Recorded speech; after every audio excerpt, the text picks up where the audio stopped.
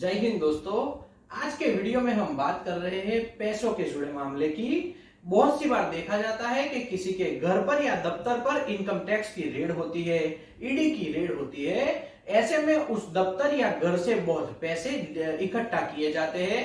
आपने ऐसे बहुत से फोटोज और वीडियो देखे होंगे जहां पर आपको दिखाई देता है कि किसी के घर से या दफ्तर से बहुत सा पैसा निकल आया। तो इसमें किस तरह का कानून हमारे भारत में बनाया है?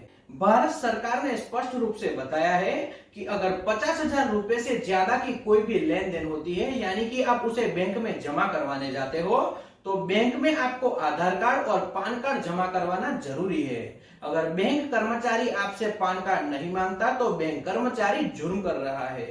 अब इससे आगे दूसरी बात समझते हैं। अगर आप किसी भी वस्तु को खरीदने जाते हो, यानी कि आप सोना खरीदने जाते हो या फिर कहीं पे कुछ प्रॉपर्टी खरीदते हो, ऐसे में 2 लाख रुपए से ज्यादा का कैश ट्रांजैक्शन आप नहीं कर सकते। बहुत सी बार आपने देखा होगा आपसे बिल्डर पैसे कैश में मांगता है, तो एक तरीके से आप यहाँ पर जुर्म कर रहे हो, क्योंकि गवर्नमेंट ने स्पष्ट रूप से बताया है किसी भी तरह से 2 लाख रुपए से ज्यादा में आप किसी भी वस्तु की खरीदी नहीं कर सकते।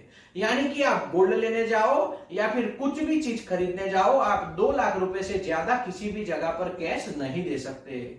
इससे आगे आप अगर बैंक में आपका जो सेविंग या करंट अकाउंट है उसमें 20 लाख रुपए से ज्यादा का एक साल में आप कैश जमा करवाते हो, तो ऐसे में बैंक को आपको पान कार्ड और आधार कार्ड देना जरूरी है।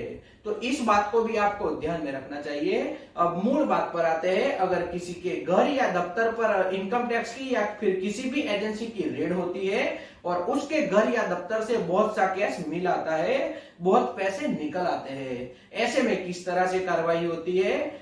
सबसे पहले ध्यान में रखिए, किसी के घर या दफ्तर पर रेड होती है और बहुत सी कैश वहां से मिल आती है, तो ऐसे में कुछ भी हो जाए, अगर वह पैसे आपने सीधे रास्ते से कमाकर इकट्ठा किए हैं, तो कोई भी एजेंसी हो आपसे वह पैसे नहीं छीन सकती। इसमें किस तरह की कार्रवाई होती है? अगर एक बार आपके घर या दफ्तर से कैश मिलता है तो इनकम टैक्स अफसर या कोई भी जो एजेंसी है वह उस पैसे को सीज करके आपको एक रसीद देंगे और उस पैसे को वह साथ में ले जाएंगे।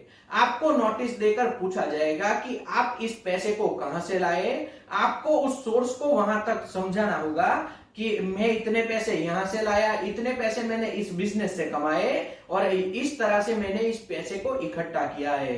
अगर आप वहां पे साबित कर देते हो कि आपने यह पैसे सीधे रास्ते से कमाए, आप इनकम टैक्स भरते आए हो, ऐसे में उस पैसे को वह कुछ भी नहीं करेंगे, वह पैसे आपको वापस लौटा दिए जाएंगे।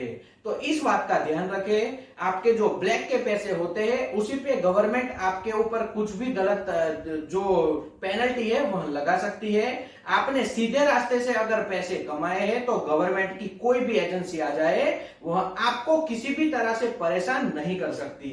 अब इससे आगे एक और बात समझते हैं।